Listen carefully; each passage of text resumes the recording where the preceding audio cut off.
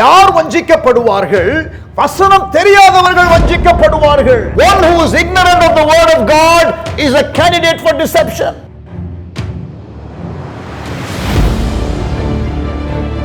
நீங்கள் பாவம் செய்யாமல் இருப்பதற்கு தேவனுடைய வசனம் உங்கள் உள்ளத்திலே இருக்க வேண்டும்.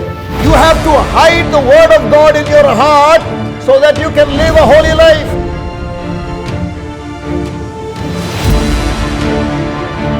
இரவும் பகலும் வசனத்தை தியானிக்கிறவர்கள் செய்வது எல்லாம் வாய்க்கும் என்று வேதம் சொல்லுகிறது.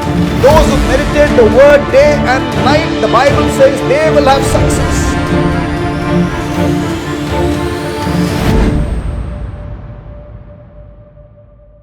வாழ்வும் வசனமும் நிகழ்ச்சிக்கு ஆண்டவர் இயேசுவின் நாமத்தில் உங்களை அன்புடன் வரவேற்கின்றேன். கர்த்தர் உங்களை ஆசீர்வதிப்பாராக.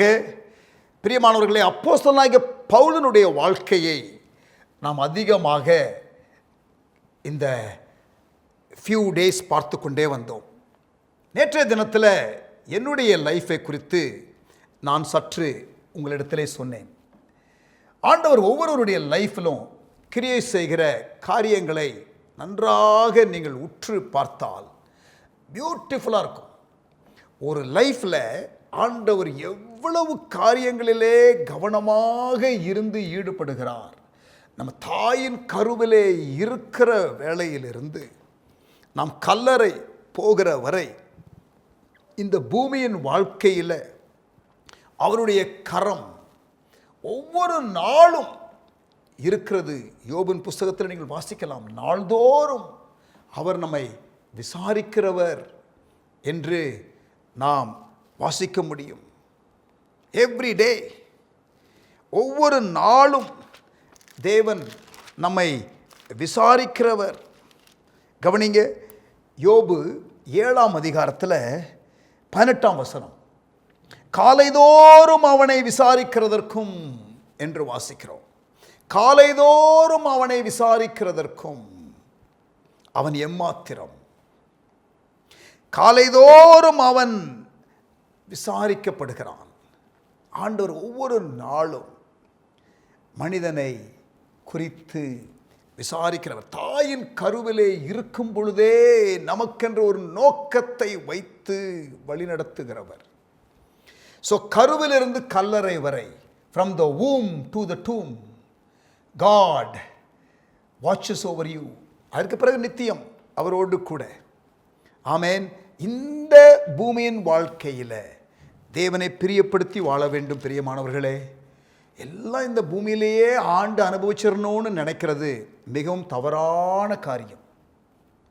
இந்த பூமியில் ஒருவேளை நமக்கு வேண்டிய எல்லா காரியங்களும் கிடைக்காவிட்டாலும், நமக்கு ஒருவேளை எல்லா காரியங்களும் சாதகமாக அமையாவிட்டாலும் பரவாயில்ல, நித்தியம் இருக்கிறது. இந்த பூமியின் வாழ்க்கை ப்ரொபேஷன் தான்.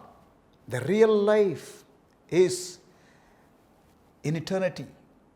நித்தியத்தில் அந்த ஒரு கண்ணோட்டம் நமக்கு வேண்டும். ஆமேன். இந்த பூமியில் ஆண்டவர் நம்மை ஆசீர்வதிக்கிறவர் தான். இந்த பூமியில் சில நாட்கள் கஷ்டப்பட்டு பிறகு நம்முடைய உண்மைக்கு தக்கதாக தேவன் பலனளிக்கிறவர் தான். ஆனால் சம்டைம்ஸ் நித்தியத்தில் தான் சில காரியங்களுக்கு பலன் கிடைக்கும். ஆமேன். Praise God. இந்த நித்திய பார்வை இல்லாதவர்கள் உலகத்திலே உண்டான இந்த வாழ்க்கையிலே அவர்கள் அசைக்கப்பட்டு விடுவார்கள். They will be shaken. பூமியிலே நடக்கிற நிகழ்வுகள் யோபுனுடைய வாழ்க்கையில் பாருங்க. யோபு அவன் தன்னுடைய வாழ்க்கையில் ஏற்பட்ட காரியத்தினாலே அசைக்கப்படவில்லை. யோபுவின் மனைவி அசைக்கப்பட்டு விட்டார்கள். யோபு அசைக்கப்படவில்லை. யோபுவின் மனைவியை குறித்து ஆண்டவர் சாட்சி கொடுக்கவில்லை. யோபுவை குறித்து தான் ஆண்டவர் சாட்சி கொடுத்தார். பிரியமானவர்களே, அப்படிப்பட்ட வாழ்க்கை வாழுவது இட்ஸ் a tall order தான். ஆனால் பிரியமானவர்களே, we should aim for that. ஆமேன். இந்த பூமியில் எது கிடைத்தாலும் கிடைக்காவிட்டாலும், எது நமக்கு வந்தாலும் வராவிட்டாலும், இது விழுந்து போன உலகம். சம்டைம்ஸ் இந்த உலகத்தில் நீதி நியாயம் என்பது சரிவர கிடைக்காது. ஆமேன். ஆனால் தேவனை மட்டும் பற்றி கொண்டிருந்தால் அவர் நித்தியத்திலே எல்லாவற்றையும் பார்த்து கொள்வார். ஆமேன். அது சீக்கிரத்தில் நீங்கும் லேசான உபத்திரவம். எதோடு கூட ஒப்பிடக்கூடாது, கம்பேர் பண்ண முடியாது. நித்திய கனமகிமை. 2 கொரிந்தியர் 4:17. Light affliction for a moment cannot be compared to the eternal weight of glory. ஆமென். இந்த உலகத்தில் உபத்திரவம் உண்டா? நீதி நியாயம் இல்லாமல் காரியங்கள் நடக்குமா? பிரியமானவர்களே, பைபிளில் ஏராளமான இடங்களிலே நீங்கள் அதற்கு ஆதாரமான காரியங்களை பார்க்கலாம். ஒருவேளை நீங்கள் இந்த தொலைக்காட்சி ப்ரோக்ராமில் நல்ல வார்த்தையை, ஆசீர்வாதமான வார்த்தையை பாஸ்டர் அவர்கள் பேசுவார்கள் என்று நீங்கள் ஒருவேளை பார்த்து கொண்டிருக்கலாம். தேவன் ஆசீர்வதிக்கிற தேவன்தான். ஆனால் சில வேளைகளிலே சிலரை தேவன் பிசாசு மூஞ்சில கரி பூசுகிறதற்கு ஆண்டவர் கடினமான பாதை வழியாய் நடத்துவார். Sometimes God will lead you and me through a difficult path. யோபின் புஸ்தகத்தை நீங்கள் படிக்கும் பொழுது நீதிமானும் சில வேளைகளிலே கஷ்டப்படக்கூடும் என்கிற ரியாலிட்டியை நீங்கள் பார்ப்பீர்கள். ஆமேன். நீதிமானுக்கு வரும் துன்பம் அநேகமாயிருக்கும் என்று சங்கீதம் 34:17 வசனத்திலே நாம் வாசிக்க முடியும். Psalm 34 and verse 17 and 19. நீதிமான்கள் கூப்பிடும்போது கர்த்தர் கேட்டு அவர்களை அவருடைய எல்லா உபத்திரவங்களுக்கும் நீங்களாக்கி விடுவிக்கிறார். நீதிமானுக்கு வரும் துன்பங்கள் அநேகமாயிருக்கும். 19ஆம் வசனம். நீதிமானா இருக்கனே, எனக்கு ஏன் பிரச்சனை வருது என்ற கேள்வியை நீங்கள் கேட்கலாம். யோபு நீதிமானாயிருந்தான், ஆனால் அவனுக்கு துன்பம் வந்துச்சு.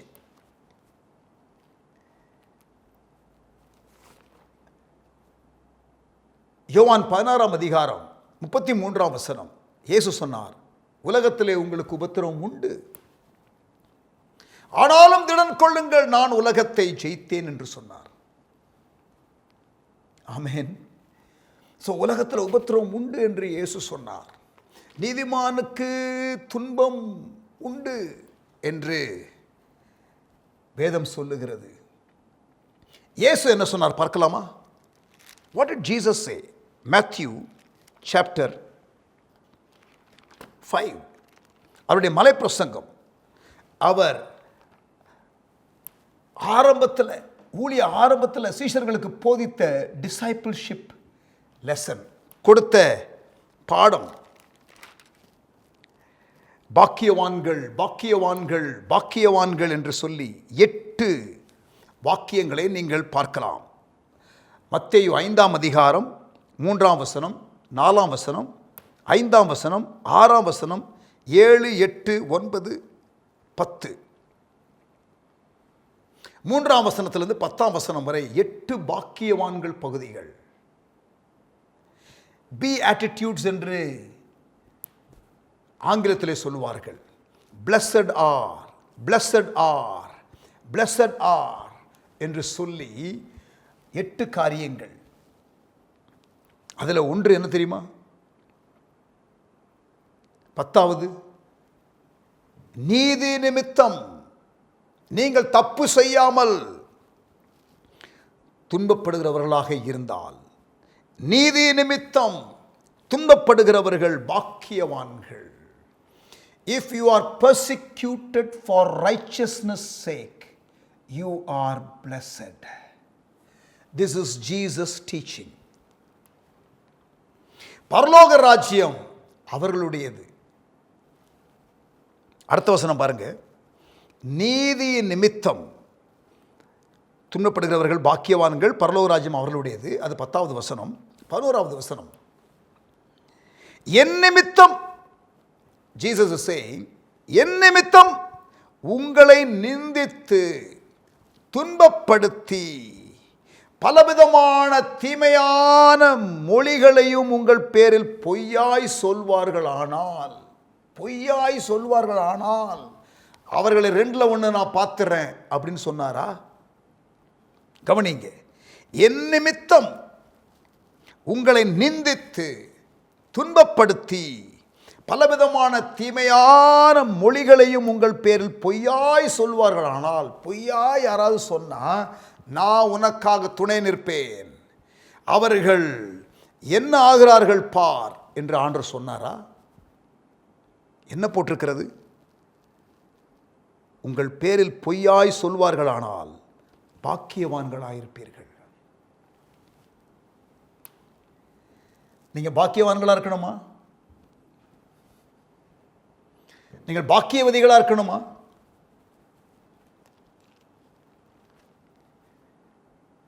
அவன் செய்கிறது எல்லாம் கர்த்தர் வாய்க்க பண்ணுகிறார். He is a blessed man. True. சங்கீதம் 1ல் வாசிக்கிறோம், அவன் நீர்க்கால்களிலே நடப்பட்ட மரத்தை போல தன் காலத்திலே தன் கனியை கொடுக்கிற இலையுதிராதிருக்கிற மரத்தை போல் இருப்பான். கர்த்தருடைய வசனத்தை இரவும் பகலும் தியானிக்கிற மனுஷன் பாக்கியவான். அவன் இப்படி இருப்பான். அது நல்லா இருக்குல்ல? இங்கே பாருங்க, என் நிமித்தம் உங்களை நிந்தித்து துன்பப்படுத்தி பலவிதமான தீமையான மொழிகளையும் உங்கள் பேரில் பொய்யாய் சொல்வார்களானால் பாக்கியவான்களாயிருப்பீர்கள். You are blessed. இன்னும் என்ன சொல்லுகிறார் பார்க்கலாமா? வசனம் 12, எப்படி நம்ம ரெஸ்பாண்ட் பண்ணணும் என்று ஆண்டவர் சொல்லிக் கொடுக்கிறார் பாருங்க. சந்தோஷப்பட்டு, ரிஜாய்ஸ், களி கூறுங்கள். சந்தோஷப்பட்டு களி கூறுங்கள், பரலோகத்திலே உங்கள் பலன் மிகுதியாயிருக்கும். பரலோகத்தில் உங்கள் பலன் மிகுதியாயிருக்கும். பைபிளில் பலனை குறித்து ஆண்டவர் பல இடத்திலே பேசுகிறார். ரிவார்ட்ஸை குறித்து நிறைய இடத்துல பைபிளில் இருக்கு. இதே மலை பிரசங்கத்தில் நீங்கள் எப்படி ஜெபிக்க வேண்டும், நீங்கள் எப்படி உபவாசிக்க வேண்டும், நீங்கள் எப்படி கொடுக்க வேண்டும், கொடுக்கிற விதம் சரியாக இருந்தால், உபவாசிக்கிற விதம் ஒழுங்காக இருந்தால், கொடுக்கிற காரியங்கள் ஒழுங்காக இருந்தால் உங்களுக்கு தேவன் பலனளிப்பார், தேவன் பலனளிப்பார், தேவன் பலனளிப்பார் என்று இதே மத்தேயு 5, 6, 7 மலைப்பிரசங்கத்தில் 6ஆம் அதிகாரத்திலே சொல்லுகிறதை பார்ப்பீர்கள். 5ஆம் அதிகாரத்தில் பலனை குறித்து பேசுகிறார். 6ஆம் அதிகாரத்திலே ஆண்டவர் பலனை குறித்து பேசுகிறார். 7ஆம் அதிகாரத்திலே ஆண்டவர் பலனை குறித்து பேசுகிறார். எல்லாமே இயேசுனுடைய மலைப்பிரசங்கம். இங்கே கவனிங்க, அதில் மிகுந்த பலன் அப்படித்தானே போட்டிருக்குது.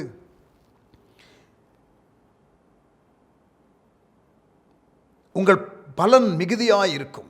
சந்தோஷப்பட்டு களி கூறுங்கள், பரலோகத்திலே உங்கள் பலன் மிகுதியாயிருக்கும்.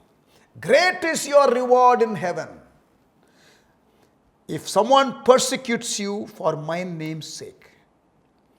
Jesus said, rejoice, for great is your reward in heaven. பலன் அதிகமாக இருக்கிறது என்று சொல்லுகிறது. இந்த காரியத்திற்காக சில வேளைகளிலே பலன் இங்கே கிடைக்கும், சில வேளைகளிலே பலன் எங்கே கிடைக்கும்? நித்தியத்திலே நமக்கு கிடைக்கும். இங்கே என்ன சொல்லுகிறார்? பரலோகத்திலே உங்கள் பலன் மிகுதியாயிருக்கும். இந்த பூமியிலே சில வேளைகளிலே பலன் கிடைக்காமல் போகலாம். நன்மை செய்வதிலே சோர்ந்து போகக்கூடாது. Keep doing right things, whether the right things happen to you or not. உங்களுக்கு சரியான காரியங்கள் நடக்கிறதோ இல்லையோ, நீங்கள் சரியான காரியங்களையே செய்து கொண்டிருங்கள். கர்த்தர் நித்தியத்திலே எல்லா காரியத்தையும் பார்த்துக் கொள்வார். உலகத்திலே உள்ள மனிதர்களைப் போல நீங்கள் மனுஷீகமாக யோசிக்க கூடாது என்று தேவன் எதிர்பார்க்கிறார். வசன போதனைக்கு வந்துவிட வேண்டும், இயேசுவின் போதனைக்கு வந்துவிட வேண்டும். வாழ்வும் வசனமும் இந்த நிகழ்ச்சியில் it is my responsibility to constantly bring you back to the word. உங்கள் அனுபவம் ஒன்றை சொல்லலாம், உங்கள் நண்பர்கள் ஒரு காரியத்தை சொல்லலாம், மற்றவர்கள் செய்கிற காரியத்தை நீங்கள் பார்க்கும் பொழுது நானும் அப்படி செய்ய போகிறேன் என்று நினைக்கலாம். No, don't do that. Go back to the word. வசனம் என்ன சொல்லுகிறது? Give the right kind of response. கசக்குகிற கைக்கும் நறுமணம் கொடுக்கிற பூவை போல நாம் இருக்க வேண்டும் என்று ஒரு பிரசங்கியார் சொன்னார். Be like a flower which yields perfume even to the hands that crushes it. இதே மலை பிரசங்கத்தில் இயேசு இன்னொரு கருத்தை சொல்கிறார் பாருங்க. மத்தேயு 5ஆம் அதிகாரம் 44ஆம் வசனம். நான் உங்களுக்கு சொல்லுகிறேன், this is Jesus, உங்கள் சத்துருக்களை சிநேகியுங்கள். நம்பர் 1. நம்பர் 2, உங்களை சபிக்கிறவர்களை ஆசீர்வதியுங்கள். நம்பர் 3, உங்களை பகைக்கிறவர்களுக்கு நன்மை செய்யுங்கள். நம்பர் 4, உங்களை நிந்திக்கிறவர்களுக்காக ஜெபம் பண்ணுங்கள்.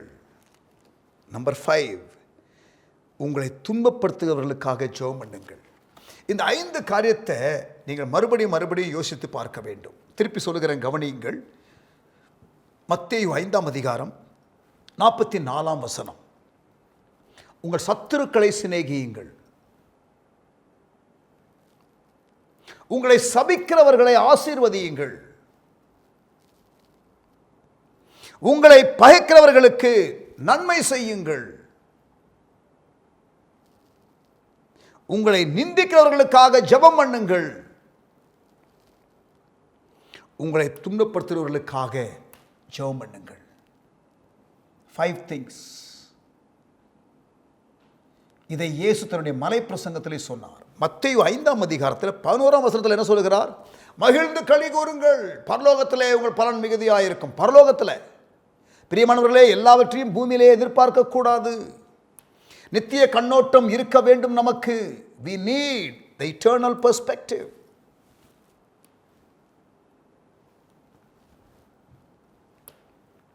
இப்படி செய்வதனால் 45ஆம் வசனம், இப்படி செய்வதனால் நீங்கள் பரலோகத்தில் இருக்கிற உங்கள் பிதாவுக்கு புத்திரராயிருப்பீர்கள். பிள்ளைகள் என்ற நிலை வேற, புத்திரர் என்ற நிலை வேற. பிள்ளைகள் என்ற நிலை, ரட்சிக்கப்பட்ட எல்லாருக்கும் அந்த பாக்கியம் கிடைக்கிறது. யோவான் 1ஆம் அதிகாரம் 12ஆம் வசனம். அவருடைய நாமத்தின் மேல் விசுவாசம் உள்ளவர்களாய் அவரை ஏற்றுக்கொண்டவர்கள் எத்தனை பேர்களோ அத்தனை பேர்களும் தேவனுடைய பிள்ளைகளாகும்படி அதிகாரம் கொடுக்கிறார். அது வேற. பிள்ளைகளாக தேவனுடைய ராஜ்யத்தில் பிறந்த ரட்சிக்கப்பட்ட கர்த்தருடைய பிள்ளைகளை கவனியுங்கள், வளர வேண்டும், புத்திரர் நிலைக்கு வளர வேண்டும்.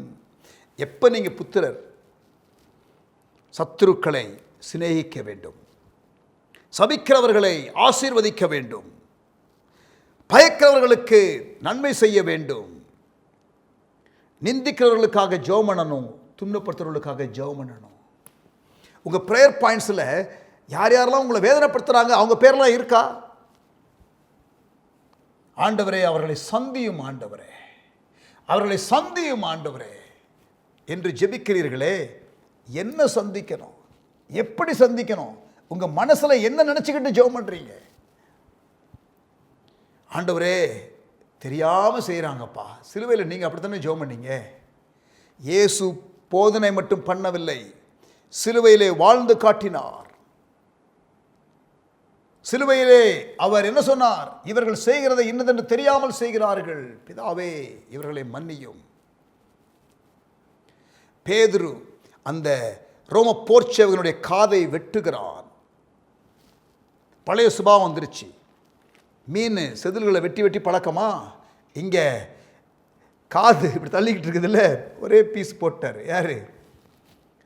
பேதுரு. இயேசு அந்த நேரத்தில் இரத்த குழாய் வெடித்து இரத்தம் சிந்தி என் சித்தம் அல்ல உம் சித்தம் என்று சொல்லி தேவ தூதர்களால் தேற்றப்பட்டு வருகிற நேரத்தில் அங்கே தன்னை பிடித்து போகிற அந்த போர்ச்சேவனுடைய காது வெட்டப்பட்ட நேரத்தில் அந்த காதை எடுத்து ஒட்ட வைக்கிறார். That is probably the last healing that Jesus did while he was on earth. It was a painful moment, but he still did what he is good at, did a miracle. That was probably the last miracle of Jesus. அந்த மாதிரி painful மோமெண்ட்ல நன்மை செய்ய முடியுமா? நம்மை வேதனைப்படுத்துகிறவர்களுக்கு நன்மை செய்ய முடியுமா? அதற்காகத்தான் தேவன் நம்மை அழைக்கிறார். பழிவாங்குதல் எனக்குரியது என்று கர்த்தர் சொல்லுகிறார். இந்த உலகம் நீதி இல்லாத ஒரு உலகம்தான், நியாயமில்லாத ஒரு உலகம்தான். ஆனால் நித்தியத்திலே எல்லாம் சரியாக இருக்கும். இன்னொரு வசனத்தை காட்டுகிறேன். லூக்கா 14ஆம் அதிகாரம். லூக்கா 14ஆம் அதிகாரம். Look chapter 14. இயேசு ஒரு வீட்டிற்கு விருந்துக்கு அழைக்கப்படுகிறார். சீஷர்களும் அழைக்கப்பட்டிருக்கிறார்கள். எல்லாரும் போகிறார்கள். போய் பந்தியில் முதல்ல உட்கார்றாங்க நம்ம ஆளுங்க. யார்? டிசைபிள்ஸ். இயேசு அங்கே இதை பார்த்துட்டு ஒரு டீச்சிங் கொடுக்குறாரு. டேய், கூப்பிடும் பொழுது பின்னால் உட்காருங்க. பப்ளிக் மேனர்ஸே தெரியாமல் இருக்கிறீங்க. ஒரு மரியாதை உங்களுக்கு வேணும்னா பின்னாடி உட்காருங்க. தேவைப்பட்டால் உங்களை கனப்படுத்தணும்னு சொன்னால் ஃப்ரண்ட்டில் உட்கார வைப்பாங்க. So etiquette and manners class நடத்துகிறாரு ஜீசஸ். பொது இடங்களில் எப்படி பிஹேவ் பண்ணணும் என்று சொல்லி கொடுக்குறார். அதுக்கப்புறம் நீங்கள் அந்த ஸ்டோரியை படித்து பார்த்தீங்கன்னா அங்கே அந்த விருந்துக்கு கூப்பிட்டவன் தெரியுமா, அவனுக்கு ஒரு போதனை. அன்றியும் 12ஆம் வசனம் லூக்கா 14. அவர் தம்மை விருந்துக்கு அழைத்தவனை நோக்கி, நீ பகல் விருந்தாவது ரா விருந்தாவது பண்ணும்போது உன் சிநேகிதரை ஆகிலும் உன் சகோதரரை ஆகிலும் உன் பந்து ஜனங்களை ஆகிலும் ஐஸ்வர்யமுள்ள அயலகத்தாரை ஆகிலும் அழைக்க வேண்டாம். பணக்காரர்களை தெரிஞ்சவங்களை ஃப்ரெண்ட்ஸு அப்படிலாம் கூப்பிடாத. இனிமேல் அழைத்தால் அவர்களும் உன்னை அழைப்பார்கள். இது என்ன பெரிய விசேஷம்? அப்பொழுது உனக்கு பதிலுக்கு பதில் செய்யப்படும். பூமியிலேயே உனக்கு பலன் வந்துடுது. நீ நல்லா உன்னை பிளஸ் பண்ணுறவனுக்கு தான் நீ பிளஸ் பண்ணுற. அப்போ தான் அவன் உனக்கு பிளஸ் பண்ணுவான்னு. இதை செய்யாதீங்க என்று ஆண்டவர் சொல்லுகிறார். நீ விருந்து பண்ணும்போது ஏழைகளையும் ஊனரையும் சப்பானிகளையும் குருடரையும் அழைப்பாயாக அப்படி சொல்லிட்டு சொல்கிறாரு. அப்பொழுது நீ பாக்கியவனாக இருப்பாய். அதாவது உனக்கு பூமியில் ஒரு பலன் கிடைக்காவிட்டால், நன்மை செய்து உனக்கு பலன் கிடைக்காமல் இருந்தால் நீ பாக்கியவான். பலன் எதிர்பார்த்தே செய்யாத. அவர்கள் உனக்கு பதில் செய்ய மாட்டார்கள். யாரு? இந்த ஊனர்கள், இந்த சப்பானிகள், இந்த ஏழைகள், இந்த குருடர்கள். அவர்கள் உனக்கு பதில் செய்ய மாட்டார்கள். இதை கவனிங்க நல்லா. நீதிமான்களின் உயிர்த்தெழுதலில் உனக்கு பதில் செய்யப்படும். அப்படி என்ன சொல்ற தெரியுமா? நித்தியத்தில் ரிவார்டு கிடைக்கிற மாதிரி வேலை செய்யுங்கப்பா. வாழ்க்கையில் எதை செய்தாலும் நித்தியத்தில் ரிவார்டு கிடைக்கிற மாதிரி உள்ள காரியத்தை செய்யுங்கப்பா. உலகத்திலேயே எல்லாவற்றையும் பார்க்கணும்னு நினைக்கிறீங்களே, அதுதான் தவறு என்று ஆண்டவர் போதிக்கிறார். பார்த்தீங்களா? நிறைய வசனங்கள் சொன்னேன், நிறைய பாயிண்ட்ஸ் உங்களுக்கு ஹைலைட் பண்ணி காட்டினேன்.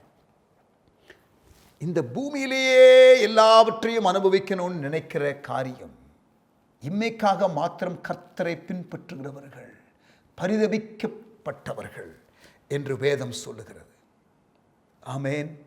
பிரியமானவர்களே, ஐ am encouraging you to do what God says. Biblical thinking for living. வாழ்க்கை வாழுவதற்கும் வாழ்க்கையிலே தேவன் சொன்ன காரியத்தை செய்வதற்கும் நீங்கள் பிப்ளிக்கல் திங்கிங்க்கு வந்துருங்க. இது எழுப்புதலின் 10 ஆண்டு. ஆண்டவர் நம்ம எப்படி வாழ வேண்டும் என்று சொல்லுகிறார் என்று மாத்திரமல்ல, என்ன செய்ய சொல்லுகிறார் என்பதையும் பார்த்து live a life that counts, and that counts for eternity and for the kingdom of God and for God himself and his purpose. அவருடைய நோக்கம். ஆமேன். அதனால தான் இந்த 10 ஆண்டு காலத்தில் ஆண்டவர் கொடுத்திருக்கிற தருணத்தை பயன்படுத்தி இந்த எழுப்புதல் 10 ஆண்டில் என்ன செய்ய முடியுமோ அதை செய்ய வேண்டும். ஆண்டவருடைய கிருபையினால் மிஷனரி ஊழியங்களை நாங்கள் அதற்காக தான் செய்கிறோம். To bring pleasure to God. We do what we can.